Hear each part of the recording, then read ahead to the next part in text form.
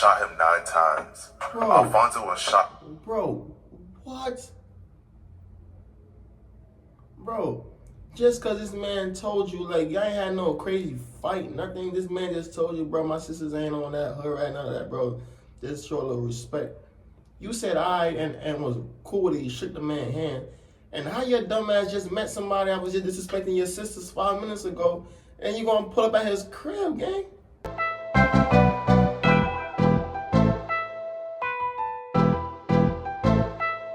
What's up, Cash Games, boy? Cashout, that's a man. Back with another video for y'all boys, man. For the rag to Montana, man. The most feared man in Baltimore. Let's get into the video, y'all. Today, the city's top cop says they caught Baltimore's top killer. Top in a news killer in conference earlier today, Baltimore? police announced the arrest of 21-year-old Montana Barronette. Right. A 21-year-old is the most feared man in Baltimore? Blur is here now to explain why the commissioner says the city Man barely lived life yet. for this. Montana Malik Barronette. It was this 21-year-old police say shot and killed Alfonso Williams on this part of West Lafayette Street 2 years ago. Police say shot and killed Alfonso Williams on this part of West Lafayette Street 2 years ago. But they say it would be just one life he snuffed out in a neighborhood he suffocated in fear. Barronette is an absolute poster child for what a repeat offender is in Baltimore City. We are certain he has been involved in numerous acts of violence to include multiple shootings and multiple murders. Damn, multiple murders. The city of Baltimore has built a reputation for itself as one of the most dangerous places in America. Underneath the hard-hitting football and cold weather, Baltimore has a dark underbelly ruled by vicious drug organizations that terrorize the city and boost the crime rate. The subject of today's video was like Marlo Stanfield from The Wire in real life. He was the leader of one of the most violent drug operations in Baltimore and was killing people left and right with a smile on his face. He was rumored to have been involved in up to 19 murders and was convicted of 6 of them. And yeah, boy, you don't call 19 bodies, bro?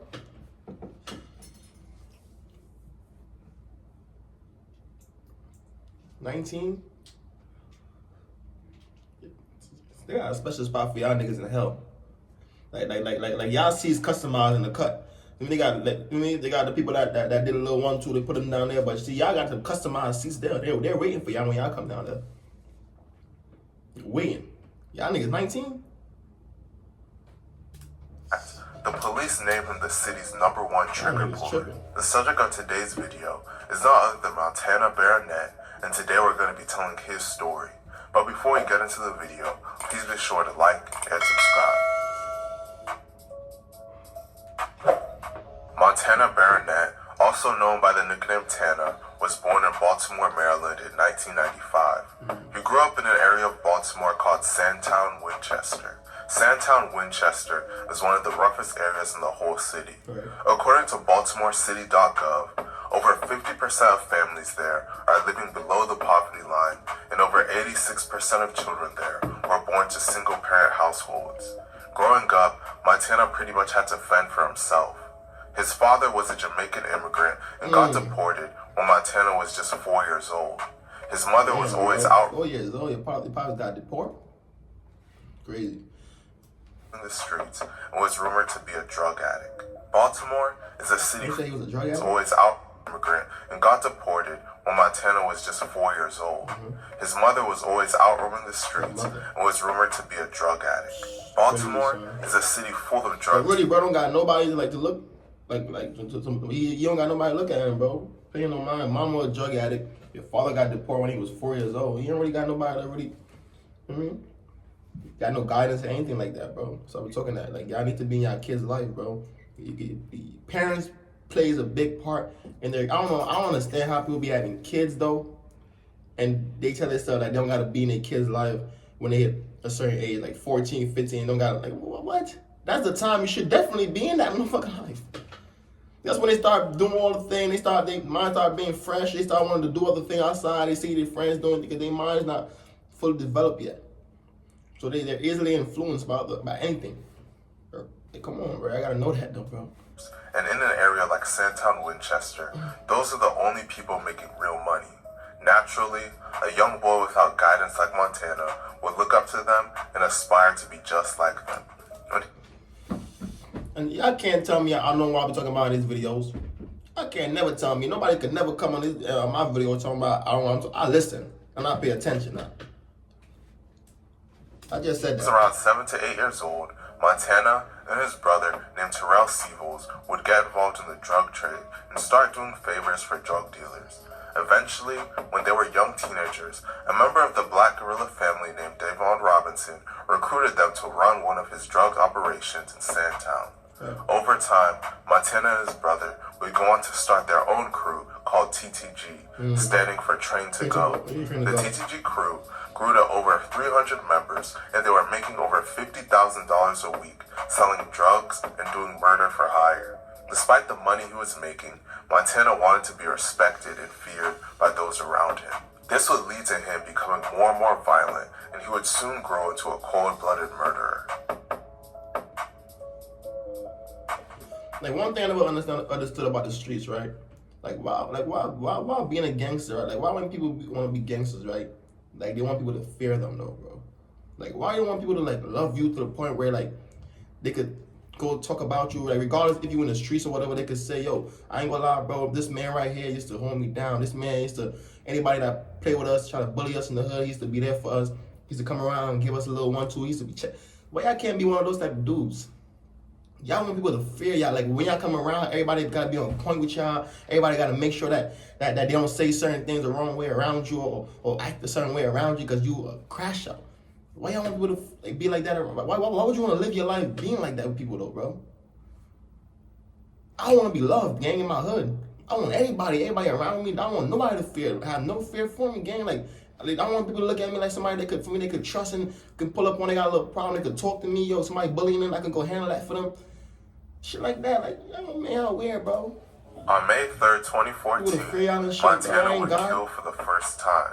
On this day, two sisters were hanging out outside of their home in Sandtown when Montana walked up to them and made crude comments about them. He basically told them that he wanted to smash both of them, and he told one of them that their thighs were exposed and that she needed to cover up. The women were offended. He said he wanted to... Thighs were exposed, and he wanted to smash both of them, and he told one of them that their thighs were exposed and that she needed to cover up. The women were offended, so they chirped back at him. Montana then responded, telling them that he does what he wants. The girl's brother, named Alfonso Williams, was nearby, and he joined in to defend them. He told Montana, yo, you don't talk to my sisters like that. That's not the way you talk to them. They're not hood rats. Montana responded and said, my bad, and that he was just playing. Alfonso then attempted to make peace by shaking his hand and inviting him to come over later that night to watch a fight. What? Hours went by and it was now nighttime. Alfonso walked out of his house to wait for the pizza delivery to get there, while Montana pulled up carrying a gun and shot him 9 times. Bro. Alfonso was shot. Bro, what? Bro, just because this man told you, like, y'all ain't had no crazy fight, nothing. This man just told you, bro, my sisters ain't on that hood right, none of that, bro. Just show a little respect. You said I and was cool with it. You shook the man's hand. And how your dumb ass just met somebody that was just disrespecting your sisters 5 minutes ago, and you gonna pull up at his crib, gang? Are you lost? Are you dumb or something? Like, what? Is this a movie? The chest, arms, and neck and was transported to the times. Alfonso was shot in the chest, arms, and neck and was transported to the hospital where he was tragically pronounced dead at just 23 years old. This would only be the beginning of Montana's killing spree.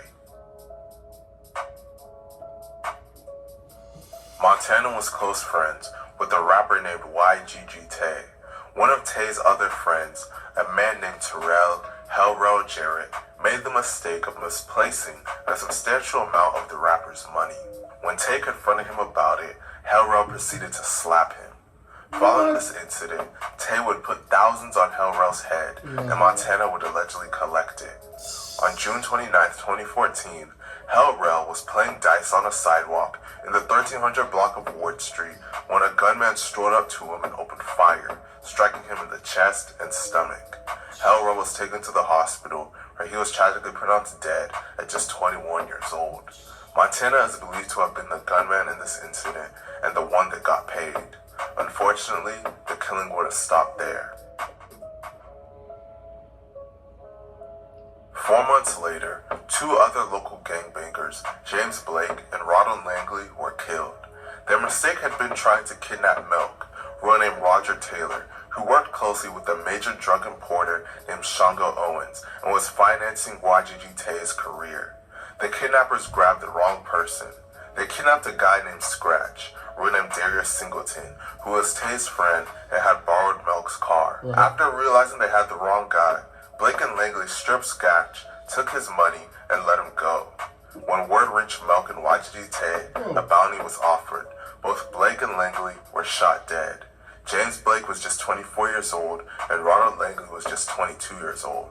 Montana and another TGG member named Binky, who named John Harrison, were named by witnesses and on social media as the likely triggermen. Langley was set on fire afterwards. His blackened remains were discovered in November. He was set on fire afterwards. So they smoked him when they set him off. Langley was Montana and another TGG member named Binky, who named John Harrison, were named by witnesses and on social media as the likely triggermen. Langley was set on fire afterwards. His blackened remains were discovered in November behind a West Baltimore elementary school. The killing would continue. On January 4th, 2015, Montana and Binky were driving down the 1100 block of North Whittier Street when they spotted a BGF member named Beezy, named Brian Chase. Montana and Binky had been looking for Beezy because he told someone that there was money on Binky's head. This enraged members of TTG and made them want to kill him. When they spotted Beezy, Binky hopped out of the car and shot him multiple times. After being hit, Beezy started to crawl away towards a fenced yard when Montana and Binky pursued him and finished him off. Beezy was shot a total of 14 times. He would later be discovered by the police and transported to the hospital, where he was tragically pronounced dead at just 32 years old. Montana and other members of TTG would follow this incident with a horrific, broad daylight triple homicide. That boy done killed 3 people, bro. In June of 2015, an attempt on Montana's life was made. One day, he was riding a dirt bike in the streets when bullets flew by him. Fortunately for him, none of them struck him. Montana believed that a BGF member named Dirty, named Lamont Randall, had sent the shooter to try to kill him. He would proceed to gather up a crew of TTG shooters to go and kill Lamont. On July 7, 2015, they found him. On this day, Montana and his TTG crew pulled up in 2 vans in the 900 block of West Fayette Street and spotted Lamont in a crowd of people. One shooter hopped out of each van and shot into the crowd, trying to hit Lamont. Lamont was shot 17 times, but 3 other innocent people were hit in the crossfire. A woman named Jacqueline Parker was shot 11 times, and a man named Gerald Thompson was shot 19 times. A 4th victim named Ashley. Bro, how many people have these dudes and killed so far? At least what 6 or 7? Bro, what the hell? This man done killed 6 or 7 people so far in this video. Somebody got burned all the time. Thompson was shot as well. Lamont, Jacqueline, and Gerald would all tragically be pronounced dead. Lamont was just 39 years old, Jacqueline was just 53 years old, and Gerald was just 34 years old. Ashley survived her injuries. Montana was believed to have been paid $10,000 for being one of the gunmen in this murder. Before finally getting caught, Montana would be linked to 1 more murder. 1 more? Montana and TTG were even willing to kill members of their own crew if they felt they had been crossed. A TTG member named Thug, named Antonio Addison, had been associated with a man named Andrew Johnson. TTG believed that Andrew was cooperating with law enforcement, so they wanted to kill Antonio just for associating with him. On May 25, 2016, Montana and TTG members found Antonio in front of his grandmother's house in the 1200 block of North Carey Street when they shot him multiple times. He was taken to a hospital where he was tragically pronounced dead at just 22 years old. Montana had been quoted by an informant as having laughed about the murder and saying that Antonio deserved it. Montana had consistently been named by witnesses as the gunman in murders, but the police could never get enough evidence to charge him. Eventually, this would change, and Montana would finally be brought to justice. He's smiling. What? Not the cop. The cop took a picture next to him. Nah, mud. They took a picture next to bro smiling like this. This man done killed over 8 people, son. Probably done killed more that they don't know about. They say 19. Got 19 bodies on him. Yo, bro. People like that. Montana was officially arrested on August 19th, 2016, while coming out of a movie theater. He was 21 years old at the time of his arrest. He was charged with the murder of Alfonso Williams, and the police were trying to find enough evidence to charge him with over a dozen more. In the official announcement of his arrest, the police called him the city's #1 trigger puller. In early 2017, Montana would be released from jail by accident due to a mistake by the employees. While he was in jail, the feds decided to pick up his case. Due to the feds picking up his case, his state charges were dropped. The employees working at the jail. Of course, they be dropping them whenever the feds pick your ass up, man. They be dropping all them state charges. That don't mean nothing because they know that when the feds on you, gang, it's over with. You got a 98% chance of beating the feds, bro. For sure. And I know his ass don't got no money like that, so he's done for sure. Didn't realize the federal indictment was in place, so they just let him go, seeing that he no longer had state charges. Rather than flee the country, Montana went to a Gervonta Davis fight in Brooklyn and posted a picture of himself at it on Instagram. The police were able to track him down the next day and rearrest him. The employees at the jail were suspended afterwards. Montana was suspected of many murders, but the police were able to gather enough evidence to officially convict him of the murders of Brian Chase, Marquez Jones, Lamont Randall. 10 murders, bro. These dudes are responsible for 10 murders, y'all. And y'all think the streets is a game, bro. Innocent people done died in here. People done got burned up in here, bro. This is just sad, bro. Sad is this right here, bro. They should give bro the goddamn penalty, bro. They kill him off. I'm sorry. Earl Thompson, Jacqueline Parker, and Antonio Addison. Montana wasn't the gunman in the March 2015 murder of Marquez Jones like he was in all the others, but he was charged for being the getaway driver. Montana was ultimately sentenced to life in prison. Once again, this lifestyle just feels so pointless. Man, y'all give this man life in jail for 10 bodies, bro. Y'all tripping, bro. Y'all tripping, bro. Bad system work right there. Y'all should kill that nigga, bro. I'm sorry. You create a drug empire and make all this money, but you kill so many people and destroy so many lives in the process that you can't live peacefully. All of the work that you put in is rewarded with a cold prison cell for the rest of time. Let me know what you guys think about this. I ain't gonna lie, bro. This video ain't make no sense, bro. This is just like a next crash out dummy for me. Down my list. Crash out dummies. You just add it to my list. Like, he's definitely #1 on my list now. This dude right here, Montana, you sick as hell, bro. You killing innocent people. I doing all this, bro. And you not even doing this for no reason, bro. You just on somebody say something to you that you don't like, you gonna kill him. You kill this man just cause this man told you, bro. I have a little more respect for his sisters, bro. That's the man's sisters, bro. How would you feel if somebody was disrespecting your sisters, bro? Come on, bro. And then you linked up with the man for you to shoot him 9 times. I don't know why he thought that was smart to pull up on you after that. and you pulling up on this bed, you don't got no burn on you too, guy. You loafing, bro. That's that video, man, y'all. Let me know how y'all boys feel about this video in the comment section. Hit that subscribe button, ring the roll to 500 subs, man. The grind don't stop, never gonna stop, man. I'm out here.